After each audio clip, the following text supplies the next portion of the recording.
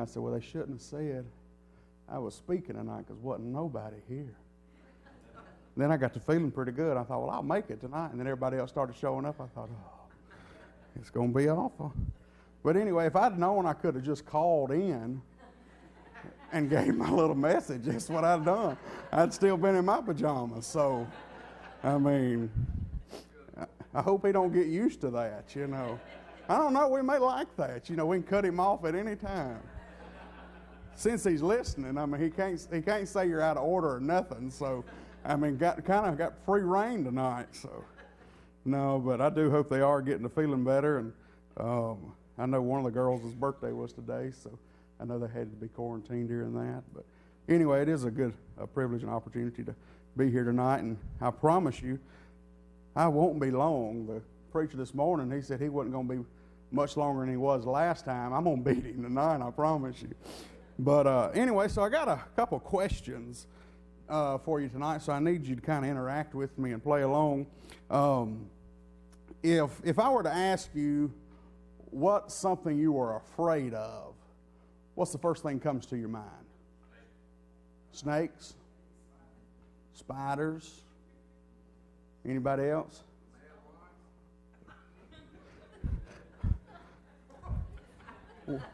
It's getting deep in here now, so I come up with a few things that we might be afraid of. Let's see. Some people are afraid of strangers. You know, they don't want to talk to anybody. My wife, she won't hardly speak to nobody unless she knows you. You know, and then it's like pulling teeth. But a lot of folks, we don't like strangers. You know, we don't know what to do with them. We're scared of them, nervous about them. You know, you see folks in the mall. I know, like security folks, you know, you're just kind of iffy about different ones. Why are they sitting up there by themselves? Why do they keep looking around with their eyes? You know, just checking their vests. There's just a lot of things, you know, makes us a little scared of strangers. And there's folks I know that ain't a stranger that I'm scared of too, you know. Some folks are scared of the weather. You know, you say, you get that little rain alert over your phone, here comes a tornado or something. I mean, we're all flipping out. Not sure where to go, what to do, got the dog at the house, don't know if we can take him to the shelter, and we're just scared of weather. Some of us, we sleep right through it, and it's not a problem. Now, here's one I'm afraid of, and that's flying. I've never flown, and I don't want to. I don't intend to. My vehicle can stop at any time. If I crash, I can crawl out, Lord willing. That plane, if you hit, you might not crawl back out. I mean, it ain't many options. This is Emily's, and I'll have to explain this. She's scared of the deep in the ocean. I am too. I mean, I don't want no shark to come up and get me. I mean, I've always thought it'd be neat to go deep sea fishing, but I'm thinking the sharks are thinking the same thing. So it's just best I stay on land. Let's see, what else are we afraid of? Somebody's already mentioned, afraid of snakes. I can't stand live ones, dead ones, or sticks that look like them. Let's see. Some people are scared of heights. Who's scared of heights? All right, got one. The rest of y'all liars. Let's see. Some people are scared of guns. They really are. If they're not treated right, folks are scared of them. And I'm scared of some of the people with guns. I guess I am live, but I guess I can still say. So the boy down at McKibben and Gwynn's, Chris, y'all know him? Bless you. Anyway, he told me the other day he's got his gun permit. I'd like to flip out. Some folks just don't need them. Some folks are scared of the dark. Grow up. Grow up, Myra. The dark won't get you some things in the dark. Grow up, Brother Michael. Spiders. Some are scared of spiders. All right. Now, I didn't plan it this way, but I'm glad the Lord did. It's kind of fun. I'll clean my mess up, I promise. Some folks are scared too. So, hope that didn't offend nobody. I'm sorry if it did. But we're afraid of something. We have that fear in life on a lot of different things. one thing that I cannot stand, I'm scared and nervous about going in a church at night. Not really scared of the dark, I just don't care to go in a church at night. I can go in a funeral home with bodies all around me and never turn a light switch on, but I just do not care to go in a church building in the dark. Just something about it. How many times have you been afraid of something only to find out that it really wasn't that bad? I mean, those of y'all that are scared of spiders, just step on it. Just squish it. Well, that wasn't that bad. I mean, Emily, bless her heart, she is terrified of spiders. And I don't guess I've got to preach since we've been married, so I've never got to pick on her during sermons, so it's pretty fun. But she's terrified of spiders. And, honey, if you just get a shoe, just kill it, just stomp on it. A fly swatter, you don't have to go get the gun. Just step on it. It's just a spider. But no amount of telling ourselves that it was okay before the point that it seemed that it really helped. That, well, it's okay, it's just a spider. No, it's just a spider. I'm the same way with snakes. I don't want to be around one. I don't want to see one in an aquarium or zoo. I don't want it. If something comes on the TV and it's a snake, I'm turning my head. I just do not like snakes. Can't stand them. But fear is a very real and powerful emotion, and it can cause us to do some pretty crazy things too. So you've already said a few things that you're afraid of today. We don't have many young kids in the room, but maybe they're afraid of their future. Or even, I'm just 31, I mean, I've still got a future. All of us in here do. Whether it's just one day, you still got a future.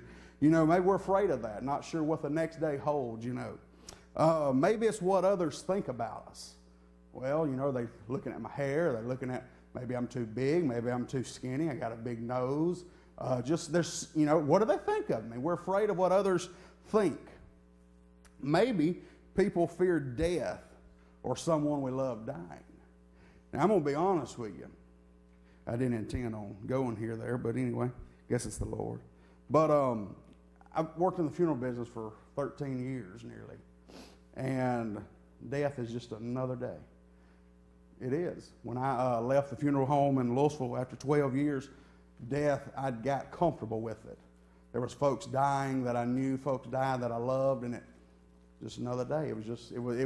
It wasn't like money, but it was just business. I mean, it was just my job. I came to your house, picked you up, met with your family, and buried you in a few days, and you was just a number in our book. And it bothered me. I talked with Emily about it before we got married. I said, it's like I'm just too comfortable with death, and the ministry's not there anymore. Well, it wasn't. It was just that I had got so comfortable with it. And it was the ministry had got out of it, that it wasn't me meeting with people anymore and encouraging them. It was just words that I was saying, and that was it. So I got comfortable with death. And I've been saved since I was 8 years old. I was in the 4th grade when I got saved, and I know if I died right now, I know where I'd be. But I want to tell you, when I was in the hospital, I was a little afraid of dying. I was ready, but I didn't want to die. I was 30 years old at that time, and I still wanted to have kids. I still wanted to, grow old with Emily. I wanted to be a part of a church for years. I wanted to be a blessing to somebody else. I wanted to live life. I wanted to make it to Thanksgiving. I was chomping at the bits to eat. And I done had all the hospital food I could take. And but I was afraid of dying. And I'll never forget hearing the doctors, just keep telling me that you're going to make it, but now we got the next few hours is going to be, we're watching you close, and they'd come in every few minutes. And if my breathing machine went off a certain time because I turned or stood up too fast, it was like a flock in there, buddy. They was scared to death I was fixing to be gone. I'll never forget one night I was laying in the hospital bed, and I got to thinking, I thought, what if I die? And I knew if I died right now, I knew where I'd go, but I got to thinking, I've sat in a lot of conference rooms with families making their arrangements. I got to thinking, well, I'll not get to have no more Sunday dinners with family. Won't get to have kids. Won't get to go to church again. Then I got to thinking, who do I want to preach at my funeral? Songs I want sung. And then it hit me. I don't care. I won't be here. But then the hardest part, I guess, was thinking, what was Emily going to do? Someone that loves their job and loves their church now, loves where we live. She's just been here just a few months. What was she going to do? Well, would she move back with family, or would she stay here and see what God's got for her? Or what would be the next step in life? And then I got to thinking about family members that are close, including her. Well, how are they going to make it in life? I'm just somebody. I'm not anything special, but how are they going to go on in life? And then I got to thinking, I don't want COVID to get me. And I wasn't giving up in the hospital. It was just thoughts after thoughts after thoughts that were making me have that word fear in my life. I was afraid to leave anybody. I was afraid of the next day. Things that I've never been afraid of, I became afraid of. I've never been afraid of being alone. Never. I've always said for years before I got married that I wanted to spend Christmas in the mountains by myself in the cabin with snow and just enjoy the week. I've always wanted to do that. And never been afraid to be alone. Lived by myself for years before I got married. Never a problem. I'd go on trips and vacations by myself. I loved it. I was going to live life whether anybody was with me or not. Well, then I get home from the hospital and I become afraid of being alone. It's become a 30-minute time frame between Emily leaving and going to work and my sister coming by for a few minutes, and then my mom coming by, and different ones that was staying with me throughout the day. And as soon as Emily would leave the house, I'd just bust out crying. Scared to be alone. Did not want to be alone because for so long, I was alone in that hospital. And so I became afraid of being alone. And then I became afraid of sleeping. I didn't want to sleep anymore. I wanted to just, when I got in the hospital, it was still daylight at 7. Of course, when I come home from the hospital, it's daylight at 5, so that's a big adjustment. But at about 5 o'clock, I had to look at Emily and I said, well, I'm ready for 6:37 in the morning. She looked at me and she said, what are you talking about? I said, I just want it to be daylight. I don't want it to be dark. I don't want to have to go to bed and go to sleep. Well, I come to figure out what it was is that I was afraid that my oxygen, I was away from the ones that knew what they were doing, and now I'm at home by myself with Emily and my mom and family members, but could they really know what to do if the oxygen tank quit, or would they know what to do if I quit breathing in the middle of the night? And so I didn't sleep much. I would tell everybody I slept, but I wouldn't sleep much. If I did doze off, I tried not to, but I became afraid of sleeping. I ain't never been afraid of sleeping. I've never been afraid of being alone. I've never been afraid of the dark or different things, but it all changed. I would take the trash out, just still to this day, I take the trash out, and our drive is up or down a hill, and I'd walk down the driveway perfectly fine, turn around, come back, and about halfway up, I'd have to sit down or lean against a tree because I'm just out of oxygen and out of air, and I'd get scared of that. I can't even take the trash out. But I got to thinking over the last several weeks that I can't allow the fear of change that I've went through to control my life. If I stay afraid to be alone forever, then I'll never want to be alone, never want to be away from Emily, never want to be away from anybody. Well, that's good and bad, If I allow fear to keep control over my life, then I'll never sleep. I'll never get the rest my body needs. I'll never walk outside in the dark. I'll always want to be just sunshine. Well, there were several days in the hospital. It was raining and it was dark. The sun wasn't shining. There's going to be some stormy days in our life. But I said all that to say this. In Isaiah 41, verse 9 and 10,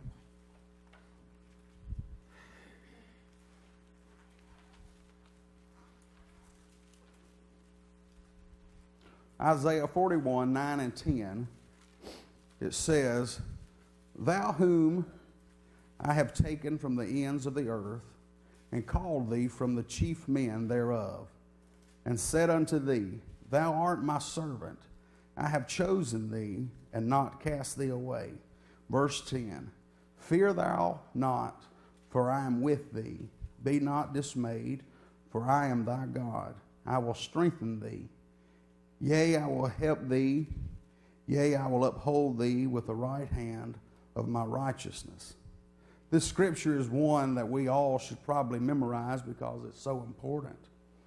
Is there really anything that we should be afraid of when we have God with us? I'll never forget when I went into the hospital the first night. I was nervous because I knew they was going to keep me, and I just did not want that. And I had been afraid because you had heard and seen in the funeral business, everybody that had COVID, they went in the hospital. They said, don't go to the hospital. Don't go in the hospital. If you get in the hospital, don't go in the vent because you never come off of it. And I thought, I'm going in the hospital. I can't breathe. My oxygen's 77, and they're going to put me on the vent, and I'll never come out of here. Well, I made sure my family didn't realize that I was afraid, but deep down inside, when that poor little skinny nurse came out there and put this big old guy in that wheelchair, that was the fun part, watching her push me. But I just, you're having to leave all your family behind. No one's allowed with you. And I thought, I hate needles, I hate shots, I hate doctors, I hate hospitals. I do not want to be here. And Emily kept telling me, and I'll never forget it, she kissed me right as I was getting out of the car, and she told me, she said, God's got this. And I knew he did, and I believed he did, but I was nervous. I knew he wasn't going to leave me, but it seemed I didn't have anybody with me. And every day Emily would tell me, God's got this. And I'd agree with her, and I'd tell her I believed her. And I'd been a Christian for a long time, but did I really believe God had it? I never dreamed a 30-year-old laying in a hospital bed would make me think of a lot of things. But I told him that I wanted my Bible. And I wish I could really say that I sat in that hospital room and read it every day. But I didn't. I never got angry with God or nothing. But I didn't want to read the Word. I prayed, but I didn't believe he would answer it. I knew folks was praying for me, and I'm glad they were.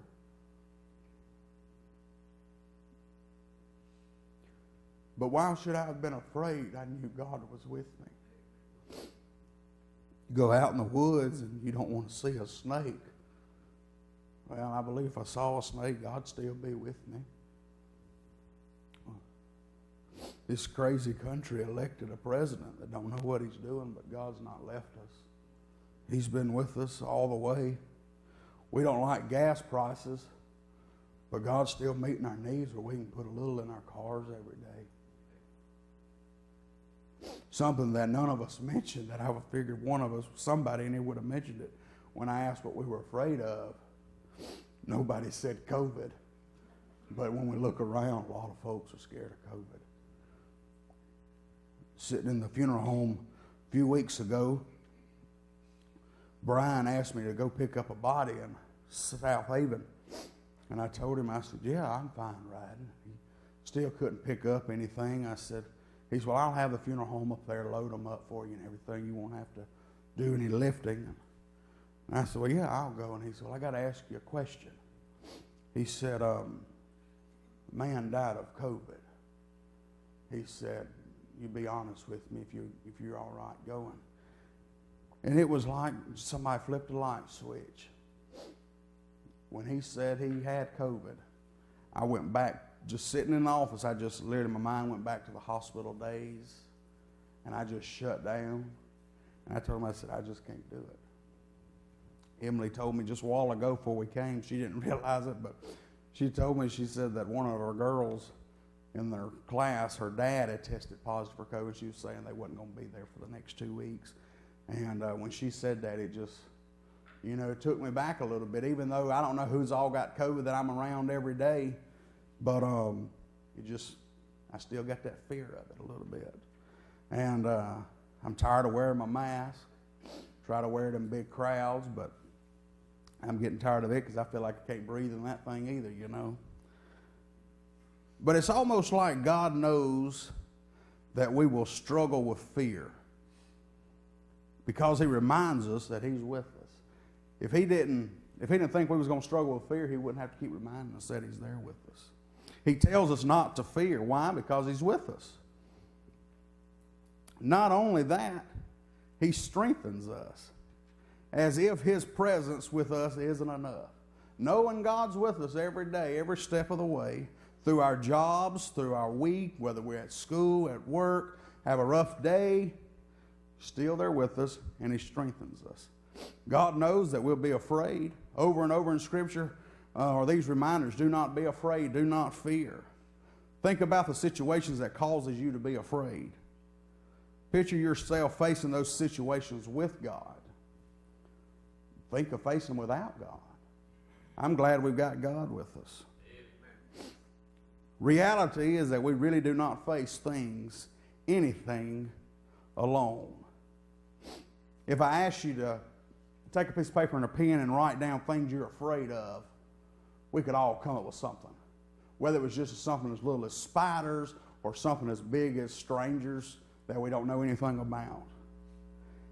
And if I took all those pieces of papers and laid them out everywhere and I read every one of them, there's not a one that I would read that God would not be with us.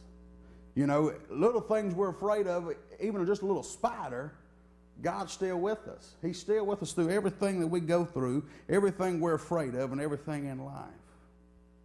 Do not fear, and God's with us. He can and He will give us strength to face those fears. Think about a fear that you could ask somebody to pray for you about.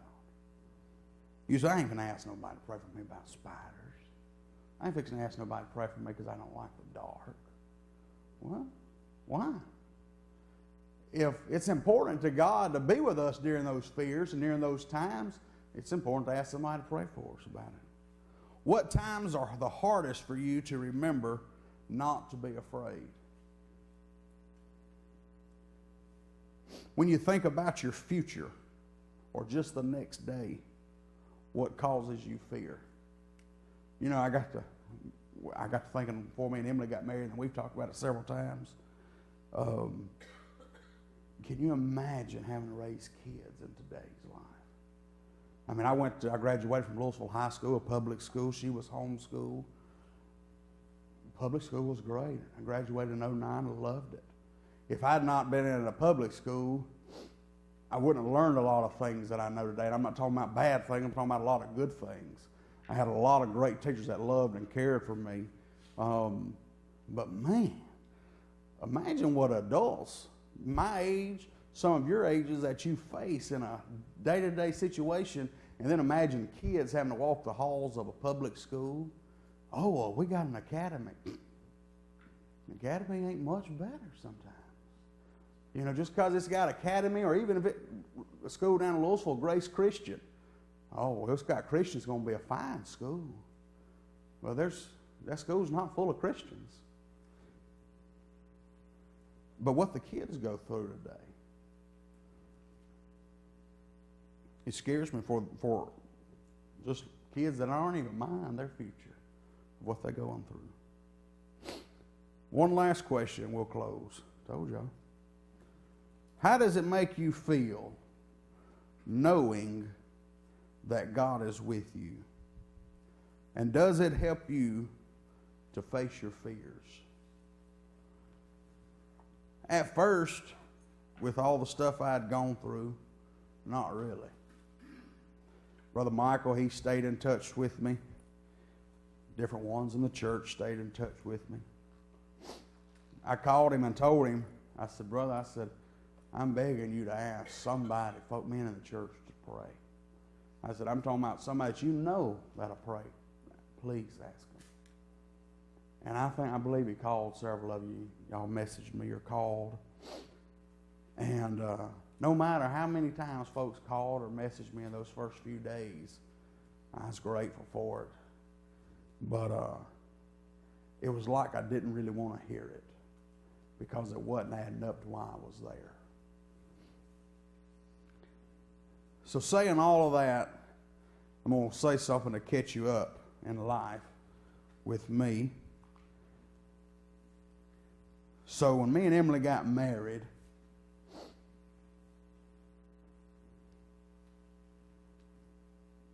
is there any way we can cut the live stream?